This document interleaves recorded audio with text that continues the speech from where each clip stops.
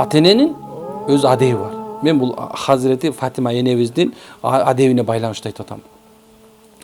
Ата эне карып калганда болсун, ата энең жаш болсун, негизинде өзүнчө отдельный бир комнатасы боло турган болсо, же болбосо ошо ата эненин алдында жүрүү кандай болуш керек? Мисалы, биринчиси адебинен. Атанын баратканда, бала өкө баратканда, атасынан жарым кадам артта басыш керек. Бул адеп. Жарым кадам артта басыш керек. Атасынан алдыга өтүп кетпеш керек. Эгерде кимде ким атасынан алдына өтөм десе, анда атасынан уруксаат сураш керек. Ата уруксаат болсо, мен бара берейин, ишимди кыла берсем уруксаат болсо, десе атаңыз макул десе, алдыга жыла беришиң керек.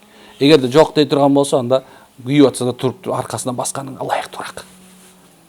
Энеге болсо, субханалла, ошондой эле тартипте, бирок алдыга басып, же болсо жүткүнүп кетүүдө шариятыбызда субханалла тыюу салбайт экен.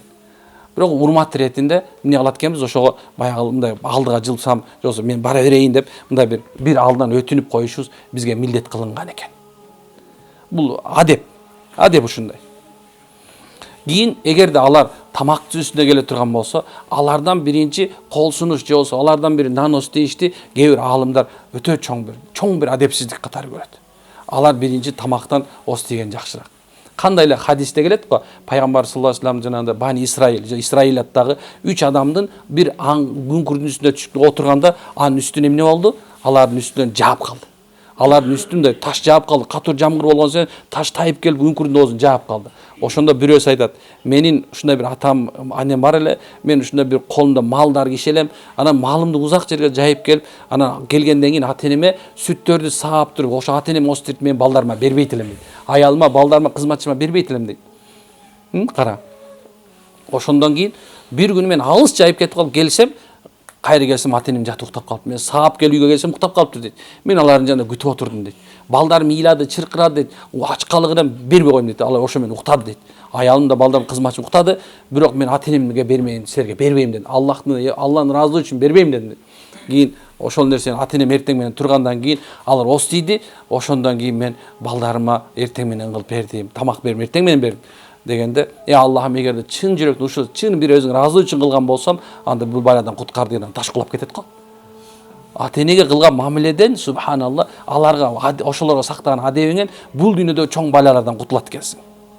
Жана Россияга барам, Европага барам, анан тияка барам, анан минтип иштеген жүрөм, анан мындай кылган атам, аял алган атам, күйөө тийген атам деген нерсени бар азыркы адамдар достору менен чечишип калды.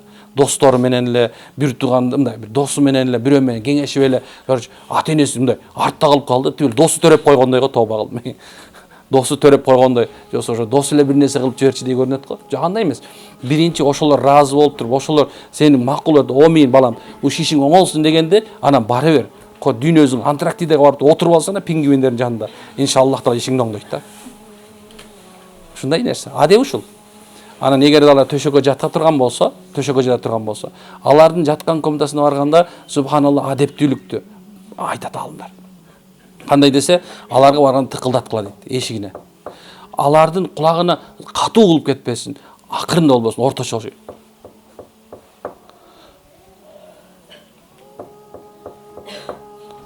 Ушунчалык даражада акырын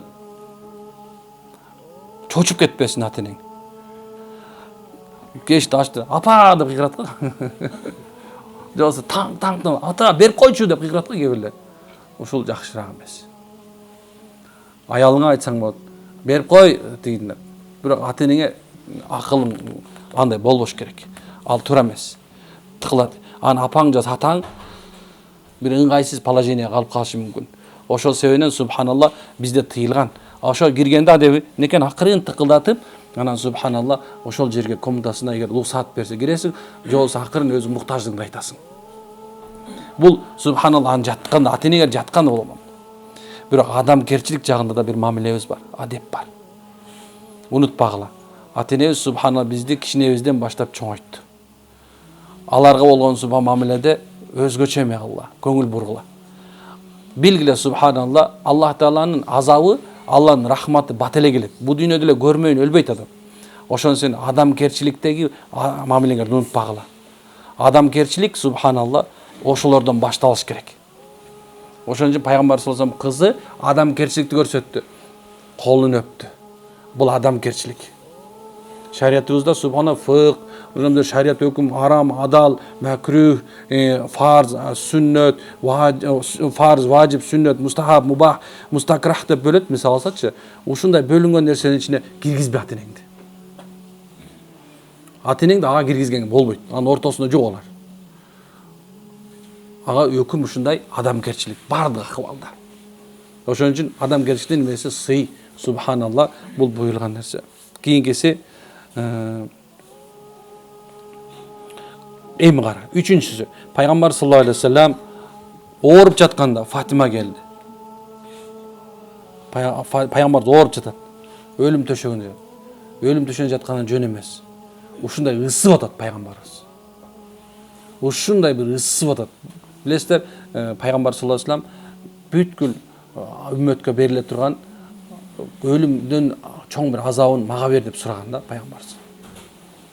Ошол өлүм төшөгүндө жаткан кезде пайгамбарыбыз өтө бир катуу кыйналган. Ошол мезде Фатима энебиз кирген. Фатима энебиз киргенде аны пайгамбар тосуп алды. Анан өптү дейт кайра. Эми ошол Фатима радиаллаху анха пайгамбар саллаллаху алейхи вассалам өлүм төшөгүндө келгенде дагы эмне болду? Пайгамбар саллаллаху алейхи вассалам тосуп алды. Бул жерде дагы бир насааты бар, узун насааттар бар бул жерде. Бул узагыраак да жери бар. Бирок айтайын дегеним ушул кызга болгон адеп, биздин болсо ата-энеге болгон адеп ушундай болуп эсептелет.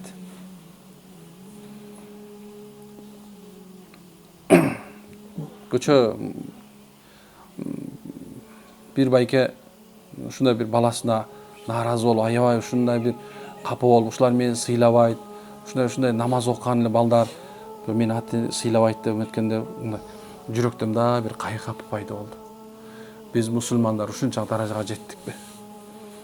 Биз мусулмандар намаз окуп туруп дагы Алланын өкүмүнө ушунча көңүл кош болуп калдыкпы? Намазга аябай берилип окуйт, бирок субханалла ошол ата-энеге, баласына, кызына негизи эле аябай катуу көңүл кош болдук биз. Ошон үчүн ойгон мусулман билиш керек субхана. Кыяматта бейишке намазы менен эле кирбейт адам.